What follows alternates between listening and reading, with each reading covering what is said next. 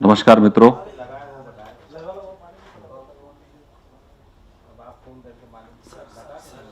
आज 8 राज्यों में 12 विधानसभा क्षेत्रों के उपचुनाव के परिणाम आए हैं। भारतीय जनता पार्टी के राष्ट्रीय अध्यक्ष श्री अमित भाई शाह ने सभी एनडीए के सहयोगी दलों को बधाई दी है। सभी राज्यों के जो राज्य अध्यक्ष हैं उनको बधाई दी है और 8 राज्यों की जो जनता है उनको बधाई दी है। भारतीय जनता पार्टी और एनडीए के लिए ये उत्साह देने वाले परिणाम हैं और भारतीय जनता पार्टी इन परिणामों से बहुत उत्साहित है। एनडीए ने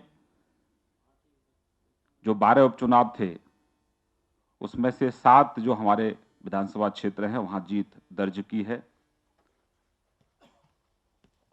और ये वोट बैंक की जो पॉलिटिक्स कर रहे हैं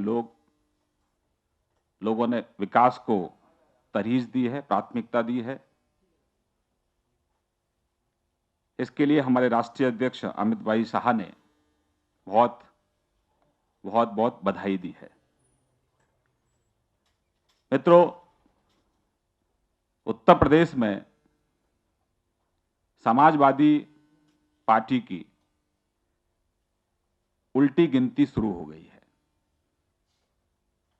सरकार ने सरकारी मशीनरी का दुरुपयोग करते हुए अखिलेश जी ने अपने गुंडों की गुंडई के दम पर जो जिला पंचायत में और जो ब्लॉक के चुनाव में जो दिखावे का एक इंप्रेशन देने की कोशिश की थी, दिखावा जो किया था जीत का, आज उसकी पोल खुल गई है।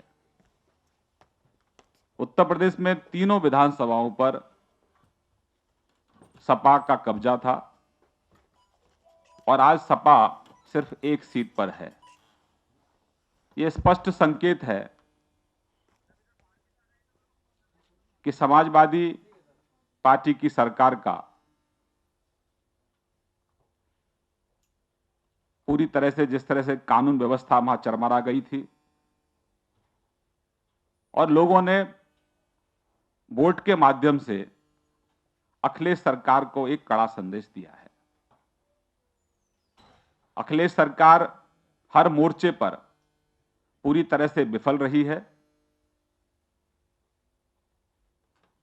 रोजगार उत्तर प्रदेश में नहीं है, सड़कों की हालत बहुत खस्ता है, स्वास्थ्य केंद्रों की हालत बहुत खस्ता है, जो प्राइमरी स्कूल है गांव में उनकी हालत बहुत खस्ता है, भ्रष्टाचार और अपराध चरम पर है और अखिलेश जी को लगता है कि वो अपराधियों के दम पर चुनाव जीत सकते हैं।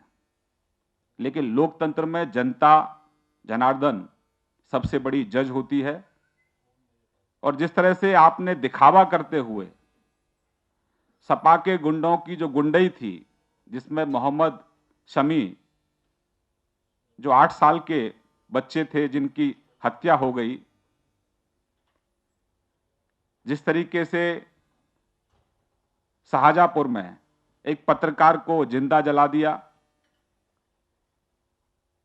बरेली के अंदर एक इंस्पेक्टर को गौ तस्कर ने गोली मार दी, मुजफ्फरनगर के अंदर जिस तरह से एक महिला के साथ बलात्कार होता है और उसके बाद महिला का बलात्कार का एमएमएस तैयार होता है और महिला आत्महत्या करने पर मजबूर होती है, लेकिन पुलिस कार्रवाई नहीं करती है।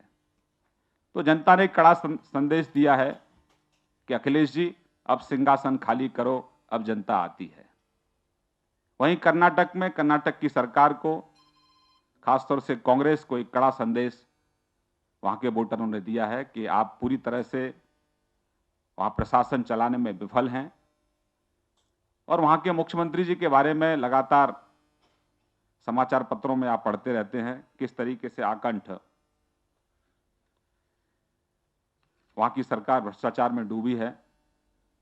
तो एक कड़ा संदेश इन दलों के लिए है और भाजपा के लिए ये परिणाम बहुत उत्साह वाले परिणाम है। एक बार पुनः भारतीय जनता पार्टी के राष्ट्रीय अध्यक्ष की तरफ से 8 राज्यों की जनता को, हमारे अध्यक्षों को, कार्यकर्ताओं को, एनडीए के सभी सहयोगी दलों को बहुत आभार, बहुत बहुत अभिनंदन, बहुत बहुत बधाई।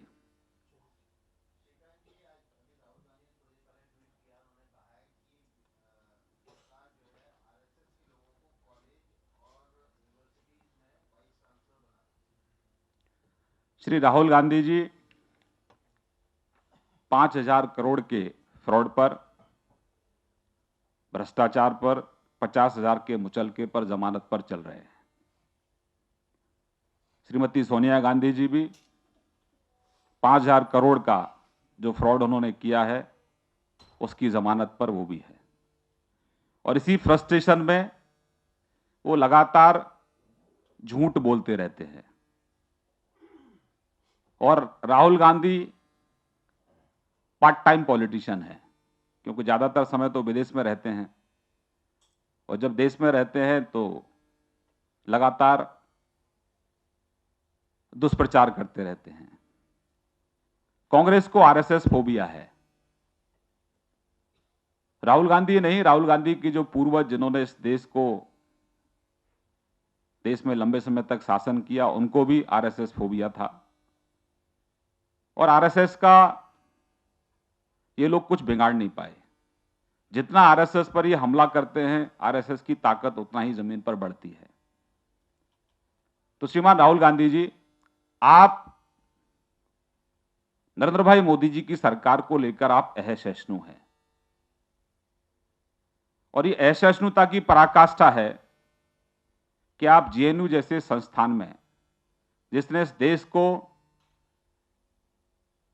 बड़ी तादाद में ब्यूरोक्रेट दिए, बहुत बुद्धिजीवी दिए, बहुत पॉलिटिकल लोग दिए, और वहां मुट्ठी भर लोग वहां के वातावरण को दूषित कर रहे हैं और वहां नारे लगते हैं कि भारत तेरे टुकड़े होंगे इंशाअल्लाह इंशाअल्लाह, भारत की बर्बादी तक जंग रहेगी जंग रहेगी। कंफ्यूज कांग्रेस, फ्रस्ट्रेटेड कांग्रेस मोदी जी की आलोचना करते करते ये भूल गई कि वो राष्ट्रद्रोहियों का भी समर्थन कर रहे हैं। ये जो नारे लग रहे हैं, ये देश के शहीदों का अपमान है, ये देश के नौजवानों का अपमान है। और हमारे जो जाबाज सिपाही 24 घंटे सीमा पर जो इस देश की सुरक्षा में अपनी जान हथेली पर रखकर सुरक्षा देते हैं, ये उनका अपमान है। श्रीमान राहुल गांधी, आप भटकाने की कोशिश मत करिए। आपने जेएनयू में जाकर जो देशद्रोही नारे हैं, इनका आपने समर्थन किया है और देशद्रोहियों का समर्थन करना देशद्रोह जैसा ही होता है। अब आप ये बताइए कि आप इस देश की जनता से, उन शहीदों के परिवारों से आप माफी कब मांगेंगे? आपके दोहरे मापदंड हैं। उस घटना को लेकर जब कार्रवाई नहीं हो रही थी, तब आपके प्रवक्ता चिल्ला चिल्ला कर कह रहे थे कि सरकार कार्रवाई क्यों नहीं कर रही है। और जब कानून अपना काम कर रहा है तो आप उन नारे लगाने वालों के समर्थन में खड़े हैं। उन नारों को आप जस्टिफाई करने की कोशिश कर रहे हैं। आप इस देश की राजनीति को किस स्तर तक ले जाएंगे? आप सीधा जवाब ये दीजिए कि ये जो नारे लगे हैं, ये देश के ऊपर, ये एक जवाहरलाल नेहरू यूनिवर्सिटी एक बड़ा संस्थान है और उसको कलंकित करने का काम इस तरह के जो नारे लगाने वाले हैं वो कर रहे हैं।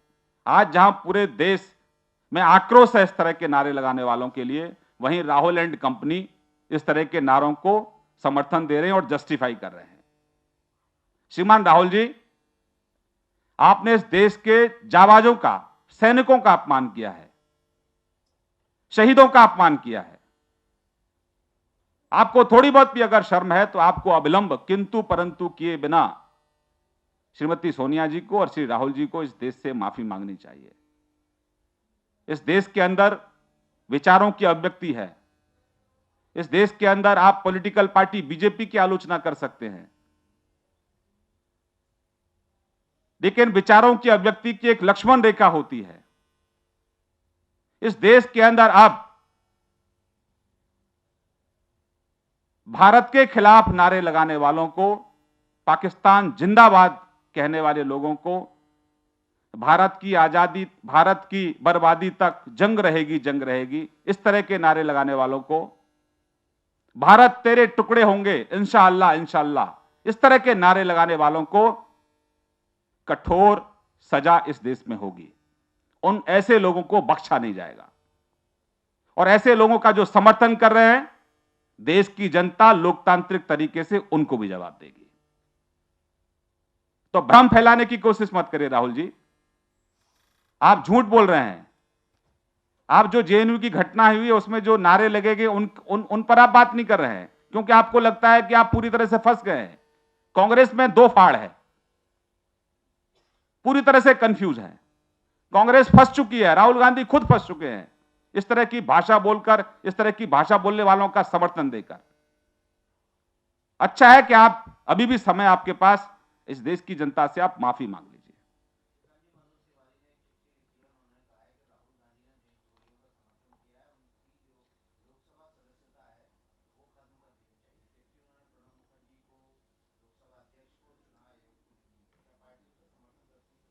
देखिए, इस देश में लोकतंत्र है और भारत हमारी मां है। 125 करोड़ जनता इस देश को, भारत को अपनी मां की तरह मानते हैं। अगर कोई हमारी मां को गाली देगा तो लोगों में उबाल है, लोगों में गुस्सा है, लोगों में आक्रोश है। इस देश के अंदर कानून है, कानून के अंदर क्या हो सकता है, निश्चित रूप से वो सब होना चाहिए।